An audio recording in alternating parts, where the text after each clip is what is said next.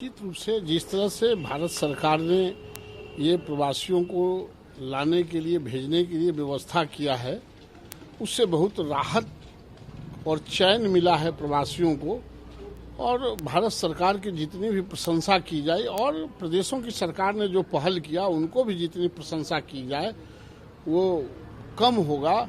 ऐसे विपत्ति के घड़ी में सब कुछ सारे सिस्टम को कार्यान्वयन रखते हुए सारे प्रवासियों को भेजना एक कठिन प्रश्न था। जम्मू कश्मीर के पूर्व राज्यपाल मलिक ने आज खुलासा किया है कि पीएम ने कहा था कि हम जम्मू कश्मीर में पंचायत चुनाव कराएंगे। मैंने प्रोटोकॉल तोड़ा और उमर अब्दुल्ला और महबूबा मुफ्ती के आवास पर गया। उन्होंने पाकिस्तान के दबाव में भाग लेने से इनकार कर दिया। आतंकवादियों ने भी धमकी दी थी, लेकिन चुनाव सफलतापूर्वक संपन्न हुआ।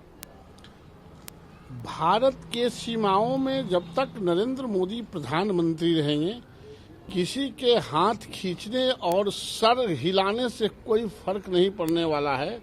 अपनी सीमाओं की सुरक्षा और अपनी सीमाओं के अंदर पलने वाले नागरिकों की जिम्मेवारी और पैनी नजर रख के जो हमारे देश में और देश के अन्य राज्यों में जो आतंक फैलाने का प्रयास करेंगे, उनका पुरजोर जवाब नरेंद्र मोदी प्रधानमंत्री जी देने के लिए प्रतिपल तैयार रहते हैं और इन लोगों के कुछ कहने से कोई फर्क नहीं पड़ने वाला है। वित्त मंत्री ने आर्थिक पैकेज पर कहा कि जो सवाल उठ रहे थे कि ये दिखावा है, छलावा है, इसको लेकर के उन्होंने कहा कि हमने विभिन्न देशों द्वारा की गई घोषणा की तुलना करने के बाद ऐसा करने से पहले हमने विभिन्न देशों के द्वारा की गई घोषणा की तुलना की, पहले यह देखने के लिए कि उनके पैकेज में क्या है। विश्व स्तर पर इस चीज की जानकारी ली गई, जिसका सभी अध्ययन किया गया। प्रत्येक देश उपायों के लिए राजकोषीय, मौद्रिक गारंटी, केंद्रीय तरलता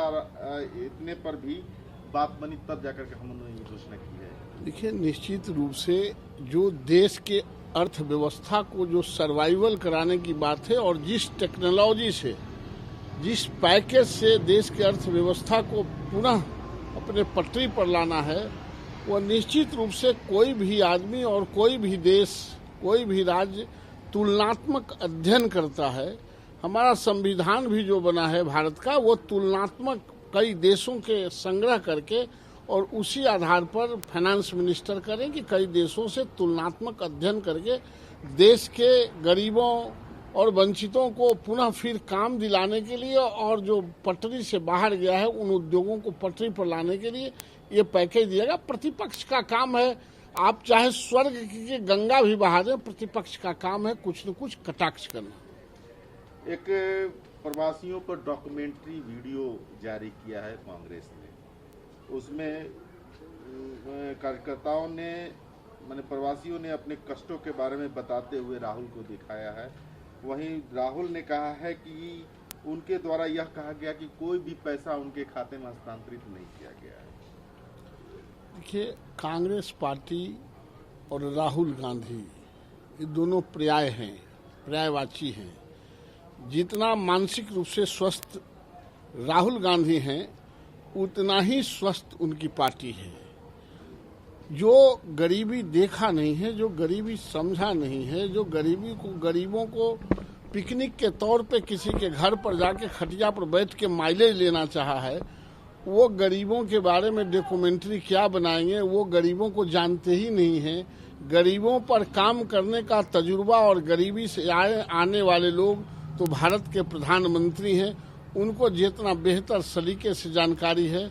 राहुल गांधी तो कभी किताब में कहीं पढ़े होंगे, उस पर डॉक्यूमेंट्री फिल्म बना रहे हैं। इसको लेकर के मुख्तार अब्बास नकवी और बसपा सुप्रीमो मायावती ने कहा है कि राहुल गांधी प्रवासी मजदूर का वीडियो जो ड्रामा है और राहुल गांधी को समाधान की जगह प्रदूषण पैदा कर रहे हैं। निश्चित रूप से राहुल गांधी जी लोगों के गरीबी का मजाक उड़ा रहे हैं, गरीबों का मजाक उड़ा रहे हैं। जो इस महामारी में जो बेचैनी में गरीब है, उसके मजाक उड़ा के अपनी राजनीति करना चाहते हैं और नरेंद्र मोदी पर कटाक्ष करना चाहते हैं।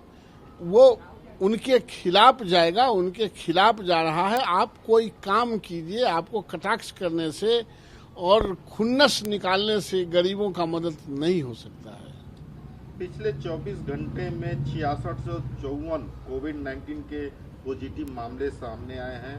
भारत में 137 मौतें हुई हैं। देश में अब कुल मामलों की संख्या 1,25,101 है, जिनमें 69,597 सक्रिय मामले हैं और 3720 मौतें हुई हैं।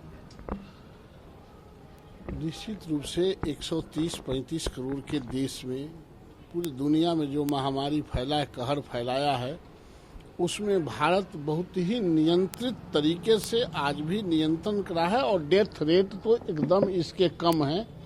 इस पर भी नियंत्रण किया है। यहाँ के डॉक्टरों को हम सलाम करते हैं और जो भारत सरकार ने और राज्य सरकार ने तत्परता के साथ जो लॉकडाउन हुआ और जो कानून बनाया, उसका फायदा यही हुआ कि भारत में हम अन्य देशों की तुलना में इसको बहुत संयम से बहुत नियंत्रित रखे, क्योंकि महामारी का दौर चल चुका था तो कुछ तो असर पड़ना था।